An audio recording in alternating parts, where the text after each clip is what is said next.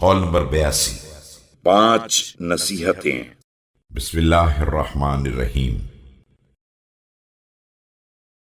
میں تمہیں ایسی 5 باتوں کی نصیحت کر رہا ہوں کہ جن کے حصول کے لیے اونٹوں کو ایڑ لگا کر دوڑایا جائے تو بھی وہ اس کی اہل ہیں۔